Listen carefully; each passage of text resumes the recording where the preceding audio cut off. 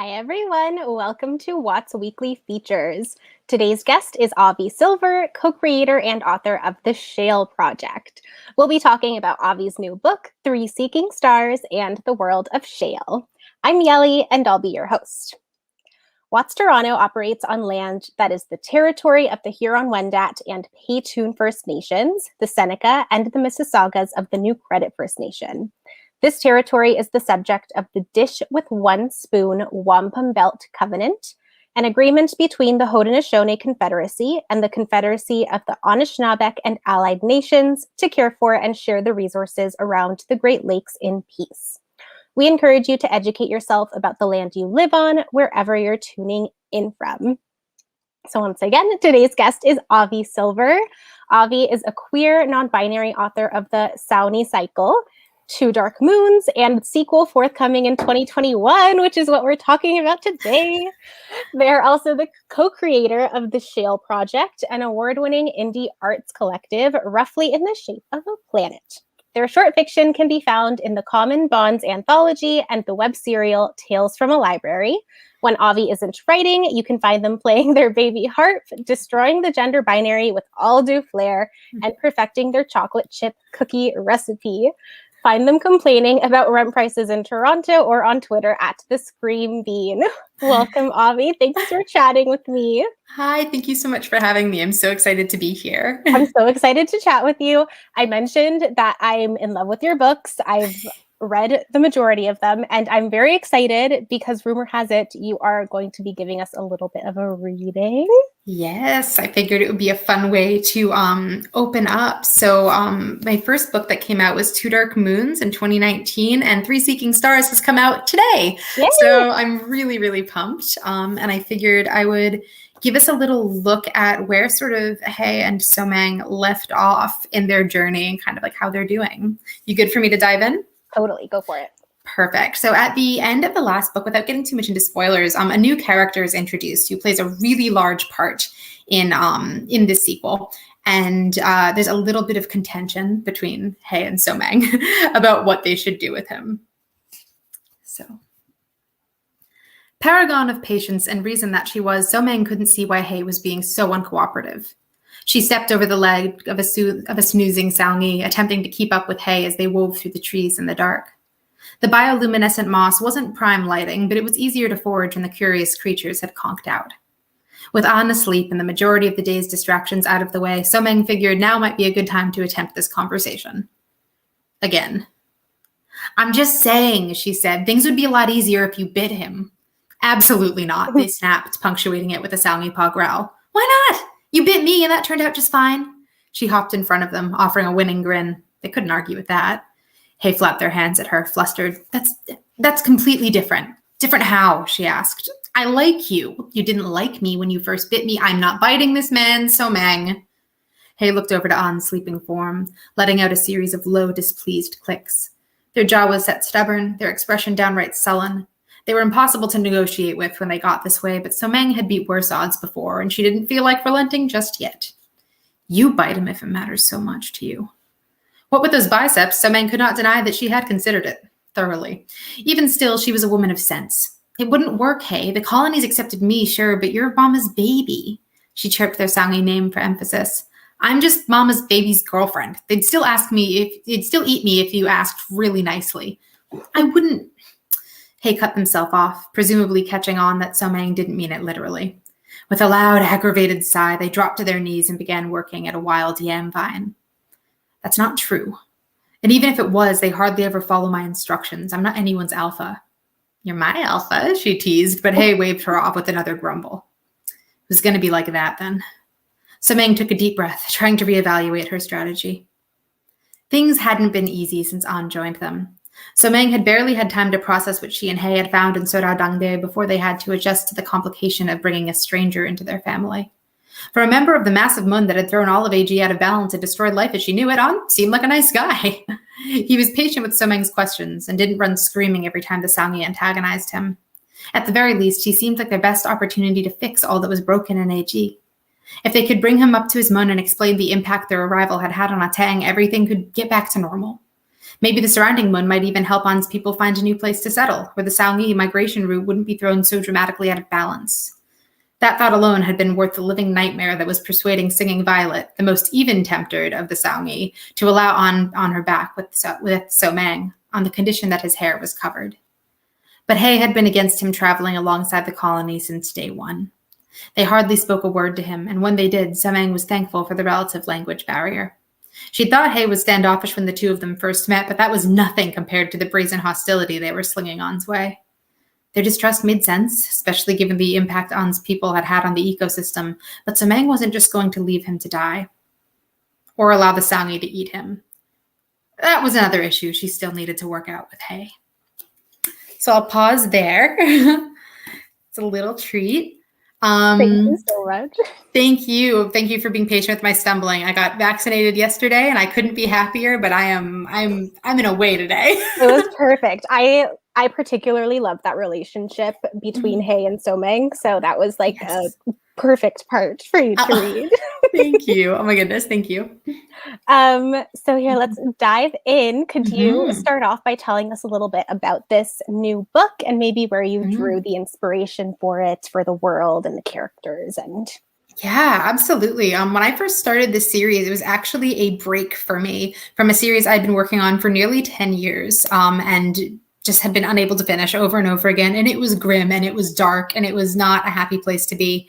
And when I was at CanCon, my favorite conference, I got to see this panel on hope punk and the idea of like, does everything need to be like heavy all the time? Does it need to be like so grim and dark? And I had been working on this book roughly as sort of a palate cleanser for myself and realized that I wanted to write a story about people negotiating and doing their best. So like there's still conflict. They still bump heads like all the time. Like Hay and So Mang like each other so much and they're constantly arguing. But I really wanted to write thematically a story about people doing their best with sort of like what had been given to them. And then with the world building, I really like astrology and lizards. So I was like, I'm just going to make that fantasy and roll with it. Heck yeah. I love that idea of hope punk. I think that definitely rings true to your beautiful story. Thank you. Could you talk a little bit about what draws you specifically to the genre of sci-fi? Like what can sci-fi and fantasy and all of that do for storytelling that other genres can't? Absolutely. I think what's great about like SFF and like horror and just speculative fiction in general is that it allows a certain degree of space.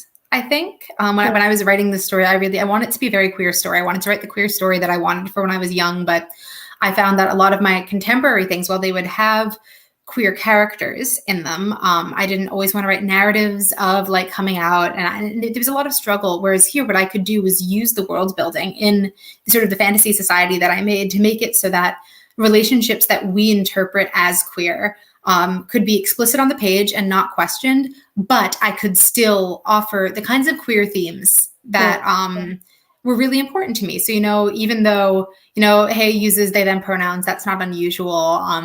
The notions of gender are assigned based on the lunar phase you're born under, not on sex at birth. It's very different, but it is still a story about found family, belonging, being afraid that if you don't express yourself how people expect you to, you'll be removed. It's a lot of, it sort of follows those themes that often come up in the lives of queer people without making it so blatantly about it, I guess. Yeah, I hope that makes sense. I wanted a little bit of space to explore.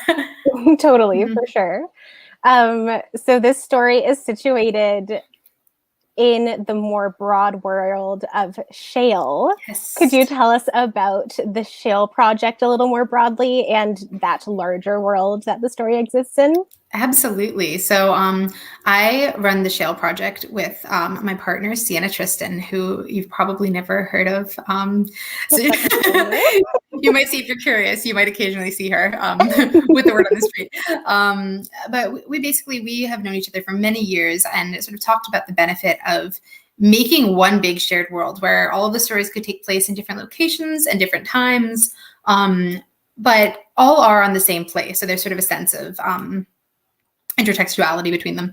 And when we write stories on Shale, the goal is to really push ourselves when we're world building to always do something new that we haven't personally done before, to tell stories that we think feel really good for us to tell and like make sense for us as authors and that we think readers might like, but also to have this philosophy of art as medicine. So even if we are writing something that's pretty grim and pretty heavy, there's a lot of elements of healing as a theme here. So I think those three sort of like tenets are a big part of what Shale is, but we don't just do fiction. Irene Jung is our amazing composer who's working on a soundtrack for Heretic's Guide. And we have dreams of many other sort of mediums that we've been working on over the years to kind of tell the story of a planet through the stories of individuals. Heck yeah. Could you talk about a little bit more of the creative process specifically behind crafting such a huge and complex world? Yeah, it's a lot of fighting. it's a lot of I say Sienna, my relationship is very based on one of us shows up and is like, here's a thought, go. And then we lie on the floor for 5 hours, just kind of getting very like just back and forth and back and forth and back and forth and stretching our brains. And I think a lot of that has to do with world building. So there's a lot of, it tends to be, we look at the questions of the world that we are in and then try to apply it with something new. So an example I would say is globalization is something that we talked about early in the world building process, which was, okay, does globalization happen on Shale? If so, at what time? How does that impact stories? Who is doing this? Do we want this to be a world where where colonialism exists? Like, if so, what are we, is there value in exploring questions of this on this world, or do we want to speculate on a world where that does not happen? If so, what other means of globalization might happen? Who can it benefit? Who can it harm? So we tend to take a lot of like the bigger questions that we have about this world, I would say, and try to reimagine. So there's that. There's a question of money too. There's not, again, because there's no globalization, at least at this point in Shale, in the times that we've explored. And I don't know if we're actually ever going to do a fully globalized world. I don't know if I would like that right now. I don't know. There's questions, right? Like, this is kind of it. The question of money happens. So what do you do when you're traveling? How do finances work if you go to different places? Do you have a bank? If you're dealing with barter systems, how large can things go? So it's things like that. It tends to be asking a question that seems really difficult and making life as hard for ourselves as possible and finding what sort of cool puzzles we can kind of escape in and out of. It's interesting that you mentioned globalization, because I feel like a big part of these books is the fact that they are so disconnected and it's so hard to get from one place to the other and to talk to other people that aren't there with you. Yeah, definitely. Like, communication's a huge theme. Yes. Was there anything about creating the world that surprised you that you weren't expecting would end up the way it did?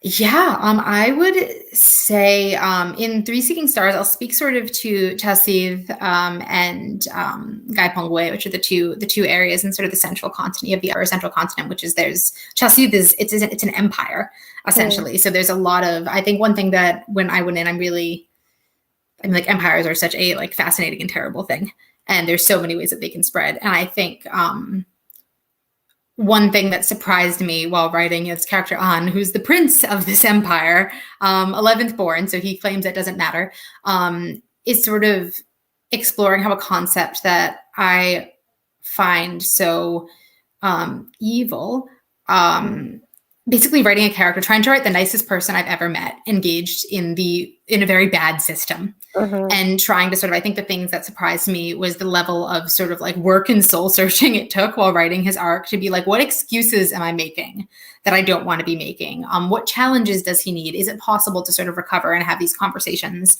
So I think the thing that surprised me in terms of the world building was how many questions it raised for me as an author about my own writing process.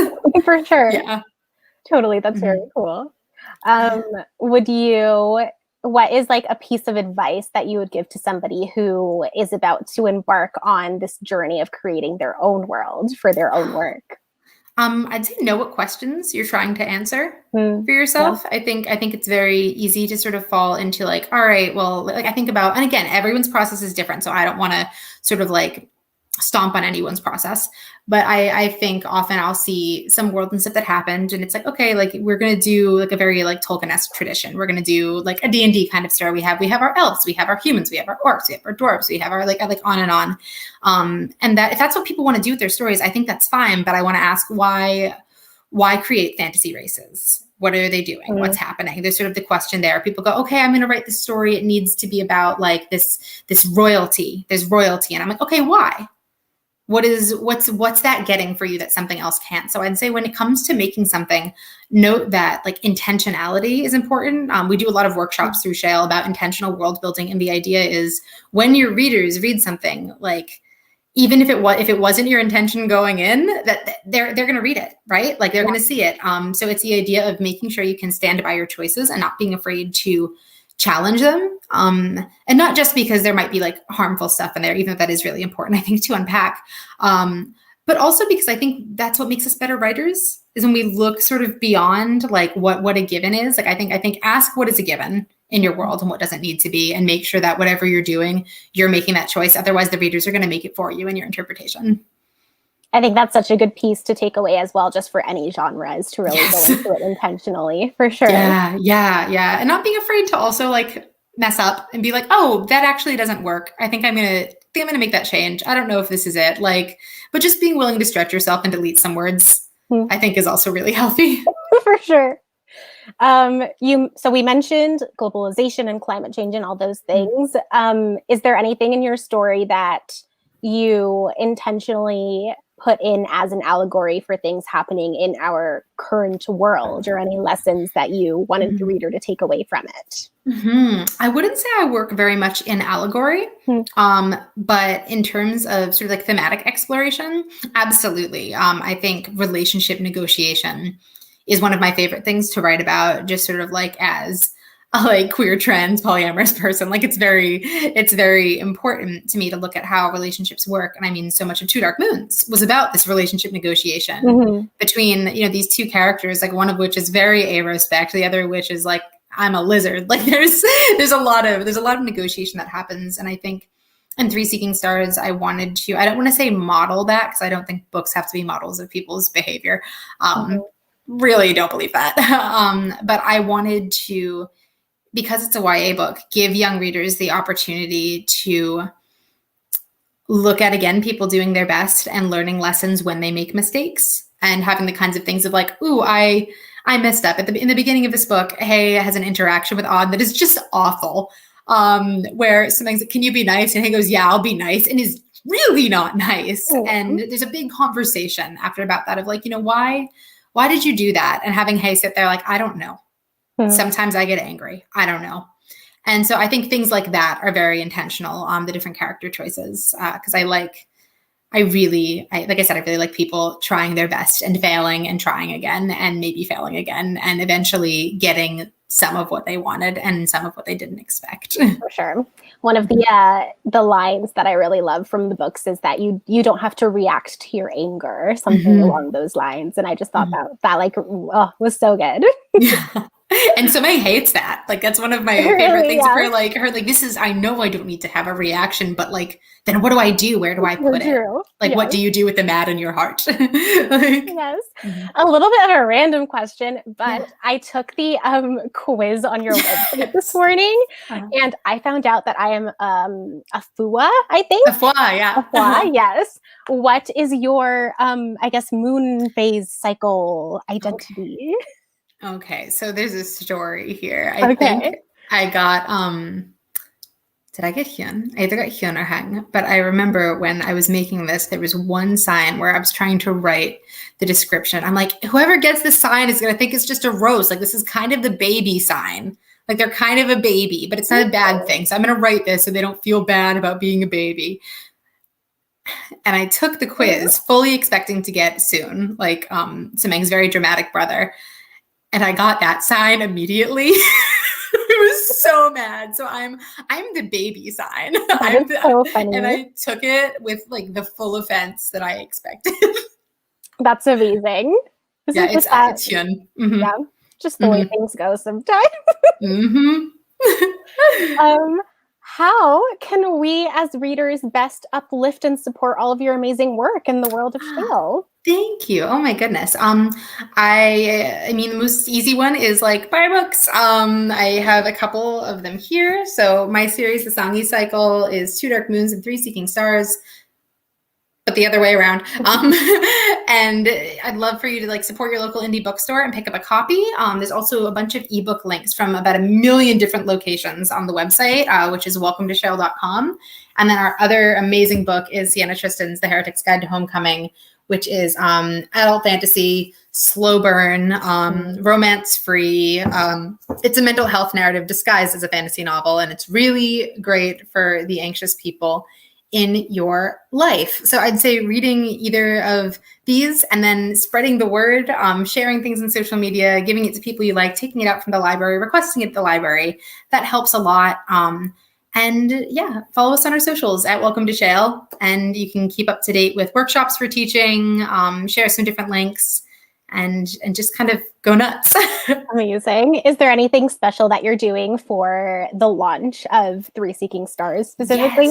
Yes. Tonight, I'm going to be on GDTV with Glad Day Books. We're going to be having a wonderful hour-long launch party that's going to include readings. You're going to get 2 different readings from the perspective of An, the new character. So that's going to be really fun. And then an interview with Katie Brisky, who's absolutely amazing, a raffle, potentially a visit from our evil little Soungy bearded dragon. We'll see. We'll see if he's being good. He's puffing his beard at me, so maybe he's a little dramatic. We love Devik. Oh, he's so good. And his Instagram is live_laugh_lizard. You can always support our lizard's Instagram. But yeah, that's tonight at 7 p.m. It's totally free, and it's if you go to the Glad Day Bookshop website, you should see a link. So I would love for people to come. Amazing. Is there anything else that you wanted to talk about or mention that we haven't gotten to yet? Oh, I'm just thriving. I'm just so excited to be here, and I'm so glad that you enjoyed the book. So I am glowing. No, it's so good. I'm so glad that this worked out so we could have you on launch day. How special. It's so special. It's so wonderful. I figure I'll run around, eat something, go sleep off my vaccine woes, and then wake up to do another fun event. Perfect. Thank you so much for chatting with me. It's been a blast. Thank you, Yeli. I hope you have a great day. You too. All right, everyone, to find out more about the Shale Project and the wonderful stories that are there for you to explore, go to welcometoshale.com. This has been today's WOTS Weekly Feature. Tune in on Thursday where we'll be talking climate fiction with Selena Middleton, Sim Kern, and Cynthia Zhang from Stelliform Press. For discounts and deals, check out toronto.thewordonthestreet.ca/weekly-features. From all of us at WOTS, happy Sci-Fi Fantasy Week.